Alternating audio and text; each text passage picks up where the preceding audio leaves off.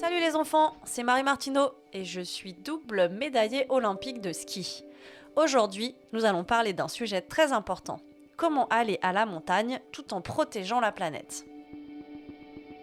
La montagne est un endroit magnifique, avec de la neige, des forêts, des animaux. Mais pour pouvoir continuer à en profiter longtemps, il faut faire attention à nos gestes. On va voir ensemble pourquoi certains choix polluent beaucoup et comment chacun peut faire différemment. La montagne est un milieu fragile. Le changement climatique fait fondre les glaciers, diminue l'enneigement et menace les animaux comme le bouquetin ou la marmotte. Et devinez quoi ?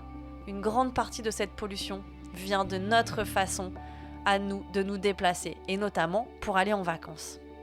En France, les transports représentent environ 32% des émissions de gaz à effet de serre. Et dans les stations de ski, le chiffre est encore plus impressionnant. 57% des émissions viennent uniquement du transport des personnes. Cela veut dire que la façon dont on choisit d'aller à la montagne, comme d'aller en vacances de manière générale, peut vraiment changer les choses. Alors regardons de plus près les différents moyens de transport. La voiture, c'est le moyen le plus utilisé. Mais si on est seul dedans, elle pollue beaucoup. Pour 100 km parcourus, une voiture émet environ 21,8 kg de CO2. Pour une personne. Si on est 2 passagers plus le conducteur, on divise donc les 21 par 3 et cela passe à 7,25 kg de CO2 par personne. L'avion, il est très rapide, mais c'est aussi celui qui pollue le plus. Pour 100 km, un passager d'un vol émet environ 25,9 kg de CO2. C'est le quadruple de la voiture avec 3 personnes à bord. Le bus ou l'autocar. C'est une super alternative. Il transporte beaucoup de personnes en même temps, donc chacun émet beaucoup moins de CO2, environ 2,94 kg. Le train, c'est le grand champion. Un passage d'un TGV émet 0,29 kg de CO2. C'est 75 fois moins que la voiture. Donc si on veut réduire la pollution, le train est souvent le meilleur choix. Mais alors, qu'est-ce qu'on peut faire ? Voici quelques gestes faciles. Prendre le train quand c'est possible. Par exemple, pour aller dans les Alpes ou dans les Pyrénées, beaucoup de lignes TGV existent et des navettes prennent ensuite le relais pour aller jusqu'à la station. Prendre le bus ou les navettes locales, de plus en plus de stations proposent des bus gratuits ou à petit prix qui circulent toute la journée. Ça évite d'utiliser sa propre voiture une fois sur place. Selon l'ADEME, voyager en bus peut diviser par 10 les émissions de CO2 par rapport à prendre la voiture seule. Le covoiturage. Si vous devez prendre la voiture, c'est toujours mieux d'être plusieurs. Partager un trajet avec d'autres personnes permet de réduire la pollution. Et en plus, c'est plus convivial. Certaines stations mettent en place des parkings relais, des navettes électriques ou des pistes accessibles sans voiture.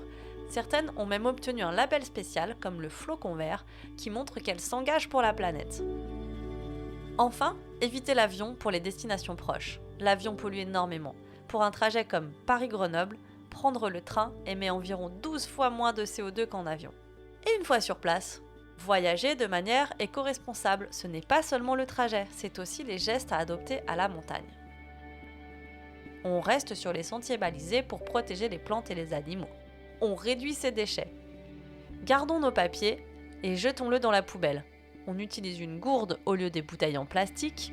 Et n'oubliez pas, le meilleur déchet, c'est celui que l'on ne produit pas. Économiser l'énergie. On pense à éteindre les lumières dans son logement, à bien fermer les fenêtres pour ne pas gaspiller le chauffage. Pensez aux vêtements et au matériel. À votre âge, on grandit vite.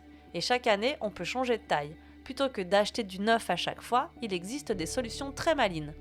Louer son matériel de ski ou de randonnée, acheter d'occasion ou dans des boutiques de seconde main. Participer à des bourses aux vêtements organisées par les clubs ou les écoles. Ces alternatives évitent de gaspiller des ressources et en plus, ça coûte souvent bien moins cher pour les parents. Utilisez les équipements durables, une bonne veste, des gants solides ou encore un casque qui peut être réutilisé plusieurs saisons. En résumé et pour conclure, alors qu'avons-nous appris aujourd'hui ? Les transports polluent beaucoup, surtout la voiture et l'avion. Le train et le bus sont des moyens les plus écologiques pour aller à la montagne. Le covoiturage et le choix de stations responsables sont aussi de très bonnes idées. Et une fois sur place, on continue à protéger la nature avec des gestes simples. Respecter les sentiers, réduire ses déchets, économiser l'énergie et aussi penser à la seconde main pour ses vêtements et son matériel.